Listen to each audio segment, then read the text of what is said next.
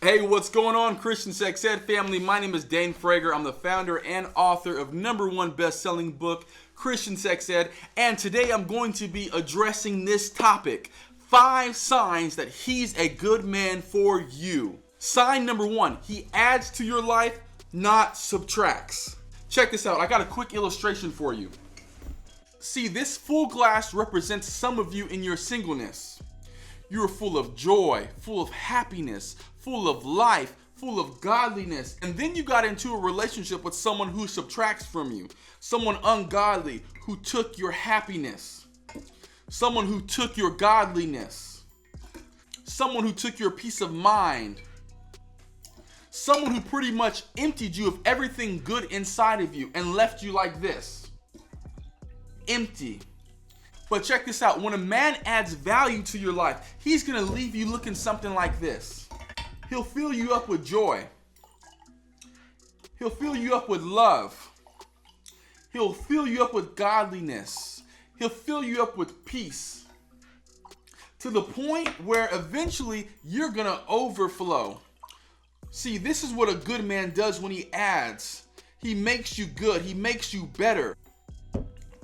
That's good, because a good man adds to your life. He does not subtract. See, when you're in a relationship, he should make you a better person, not a worse person. You need to really ask yourself the next time you're in a relationship, how am I feeling? Was I better off single, or was I better off in a relationship? Because I'm telling you, I've seen some people look like this going into a relationship. They looked good. They had everything together, and you can't even recognize them now because this is how they came out.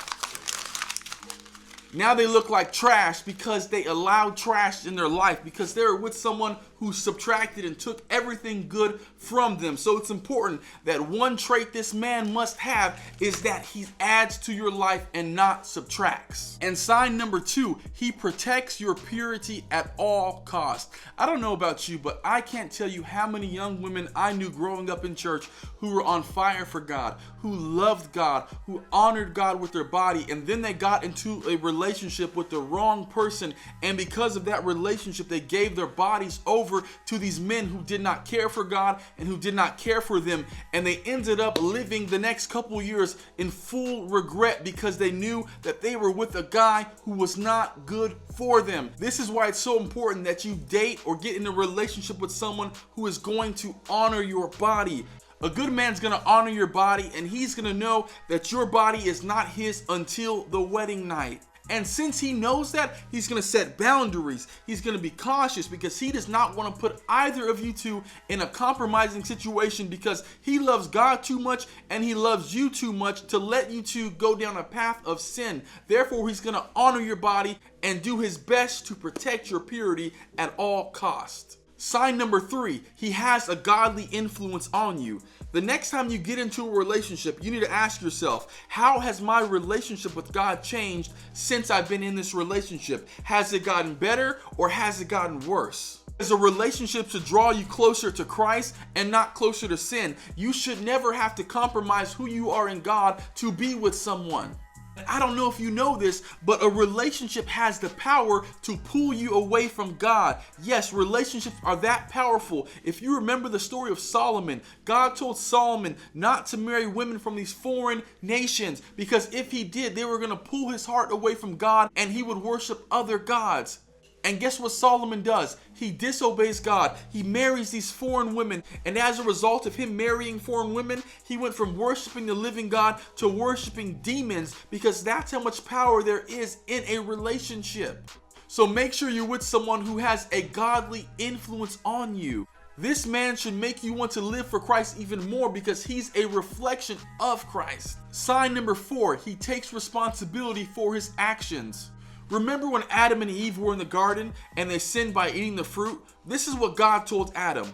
God said, "Have you eaten from the tree that I commanded you not to eat from?" This is what Adam said. You don't want a man like this, by the way.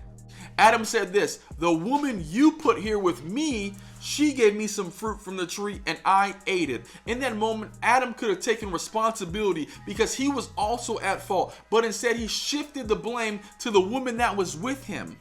The last person you want to be with is someone who can never acknowledge their faults, someone who never apologizes, and someone who always blames other people for their mistakes. What a good guy is going to do, he's going to own up to his faults. He's going to apologize, and he's going to keep his word. He may not be perfect, but he's going to do everything in his power to make sure that he's improving, because he knows to take responsibility for his actions. Sign number 5, he speaks life into you. A godly man is going to speak life to you, not verbally abuse you. Let me say that again because that was really good. A godly man is going to speak life into you, not verbally abuse you.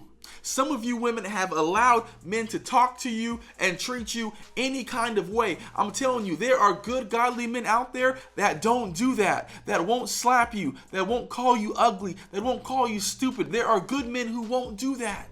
So be with a good man who's going to speak life into you. Proverbs 18:21 says this: death and life are in the power of the tongue, and those who love it will eat its fruit. See, a good word can make you, and a good word can break you. Proverbs 12:18 says this: the words of the reckless pierce like swords, but the tongue of the wise brings healing. When a man speaks to you, he should bring healing to you. When you have a rough day, when you're going through a hard time, he should be there to pray you through. Hey babe, let's talk, let's pray. God got you. God's going to help you get through this, and I'm going to support you. This is the type of man that you need, someone who's going to speak life into you.